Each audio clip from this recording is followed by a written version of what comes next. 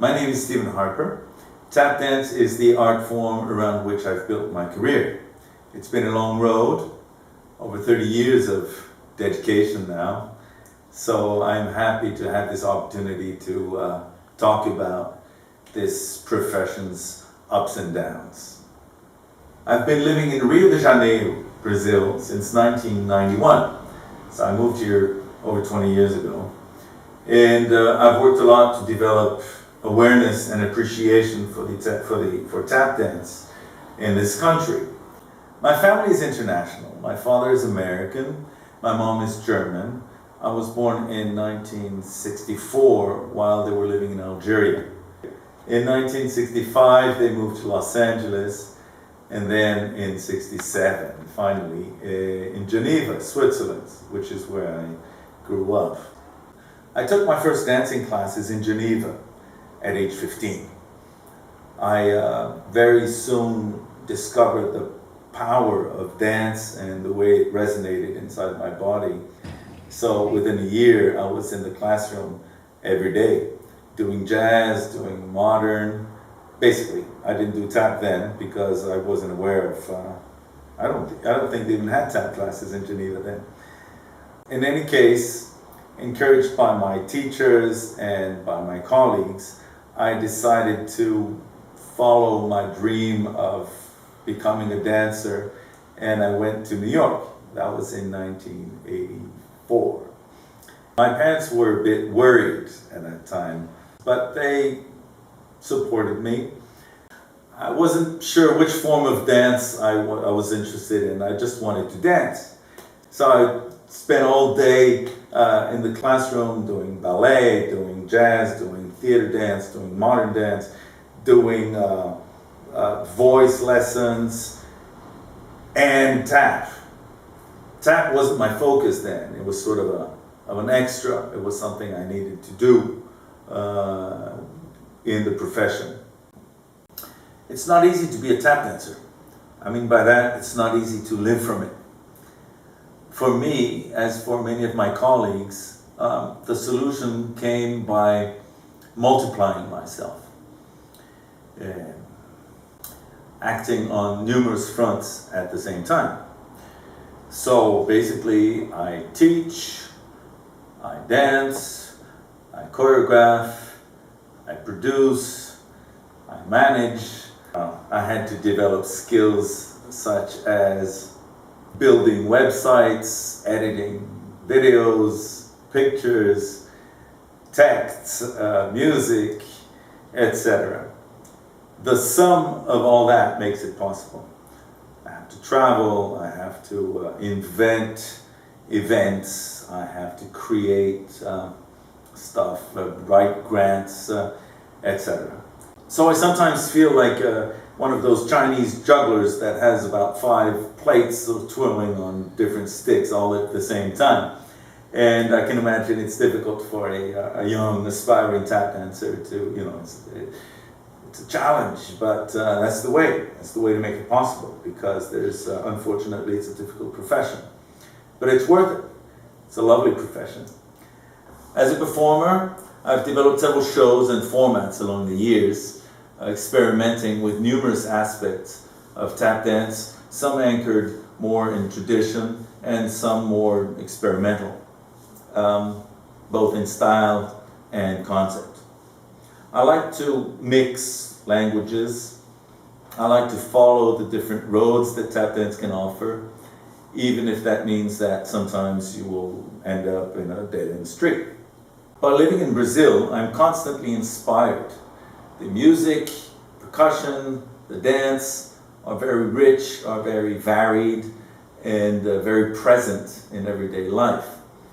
The energy level is impressive, and so is the appreciation actually for novelties, such as tap, since it was never here part of the mainstream. So Brazilian music and dance are very fertile grounds for tap dancers. I love to live and to develop my craft here.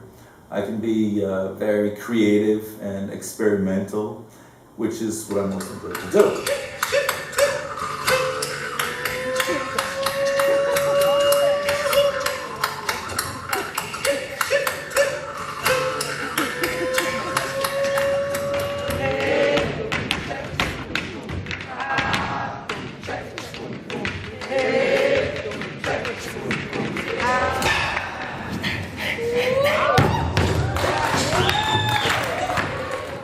challenge is to nationalize tap here in Brazil by giving it a Brazilian touch, which is very different than dancing in an American way on Brazilian music.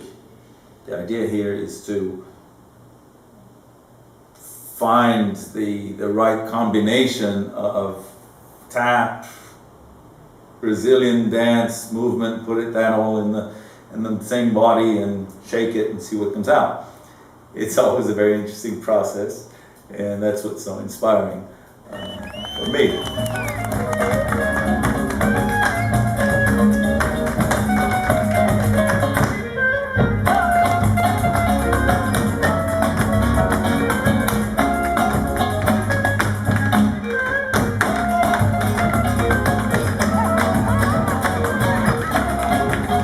I presently have several shows in different settings. I have a dance company called the Steven Harper Dance Company, which is probably my most experimental venue. The company was created in 2001 and the cast has remained basically the same. We've been trying to develop a contemporary concept, breaking away from the traditional use of arms and the body in tap. We've been searching for a radically different use of space. I feel that contemporary dance has gone a lot further than tap dance in this aspect. For that, we've worked with in collaboration with Brazilian contemporary dance choreographer Mario Nascimento. I'm extremely pleased with the results. We did theater runs in about 10 cities in different states of Brazil, and we received state funding for a period of 3 years, which was a victory for tap dance companies, especially in Brazil, where tap has no history.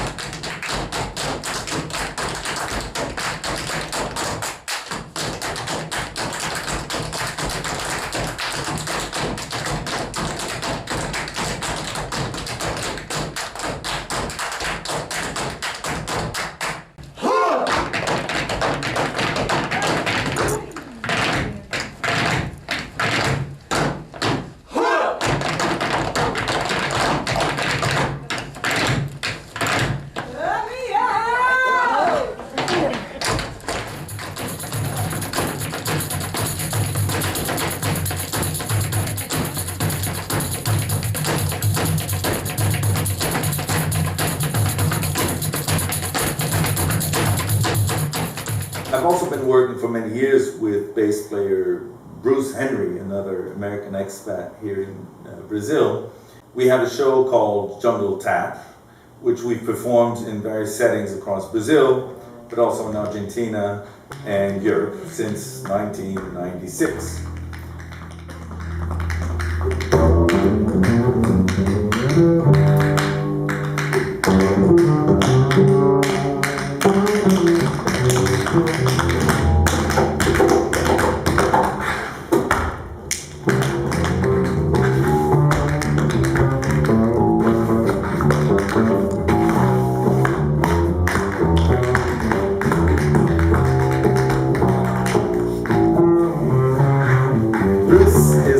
Bass virtuoso, and he's extremely versatile. While leaning strongly on Brazilian music, Jungle Tap evolves through jazz, played blues, soul, pop music, and just develops with a lot of humor.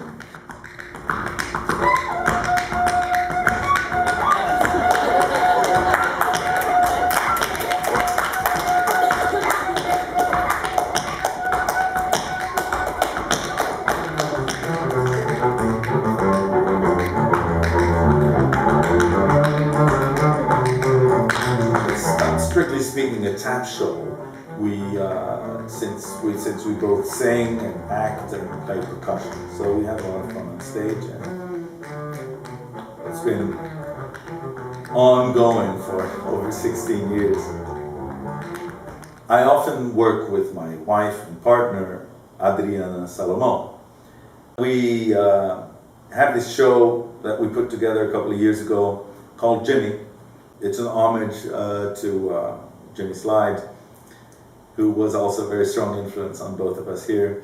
as he was for so many tap dancers.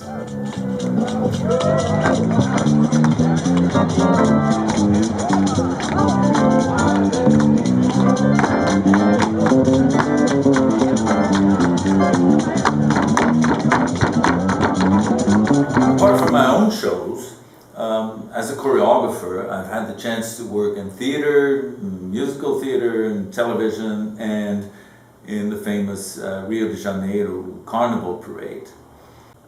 The one I most enjoyed was a float, a huge moving float I choreographed for the Salgueiro Samba School parade in 2011. It involved 40 tap dancers. Carnival is the main popular cultural happening in Brazil. The whole country basically stops for several days to celebrate life and music and dance and happiness and creativity and the human spirit. The Carnival parade is basically a competition between samba schools, which are not really schools, they're more like neighborhood associations. Each one organizes a parade around a chosen theme.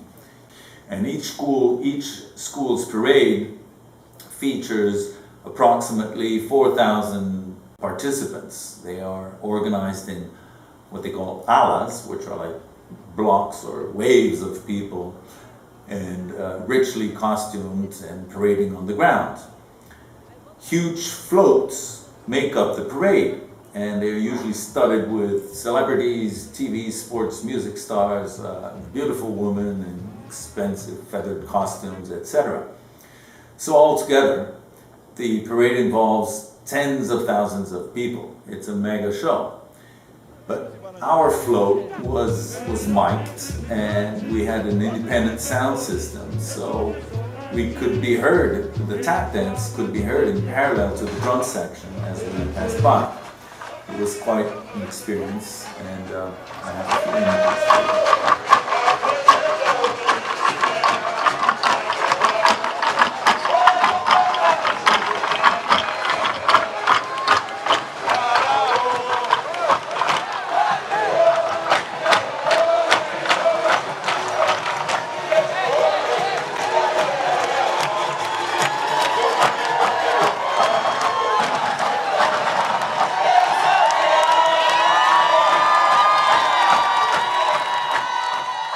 I organize yearly the Tap in Rio festival with my wife Adriana. It's an event we started in 2002, and it's now in its 12th edition. It takes place during the last week of January at the height of the Brazilian summer. It runs through 5 days of workshops and master classes in tap, in rhythm studies, body percussion, Lindy Hop, Brazilian dance, improvisation, and other subjects of interest to tap dancers. There's also an evening of performances, the Tap Challenge, which is a choreographed solo competition. There's a battle, a jam session, there are tap talks, video showings, etc. The festival centers on the Brazilian tap scene, aspiring to boost local interest for tap, raise awareness, and stimulate cooperation between Brazilian professionals and students. The idea goes that if tap dance is to grow in Brazil, we have to do it here, and we have to do it together. We're proud to say that Tap in Rio became a central event in the Brazilian tap dancers' calendar. So along the years, I've been able to carry on with my profession. The tap dance world is a place in which I find nice people, generous, creative, and fun. It has to be fun. It has to be fun because otherwise it's not worth all the work. And tap dance is great. I want to be a part of it.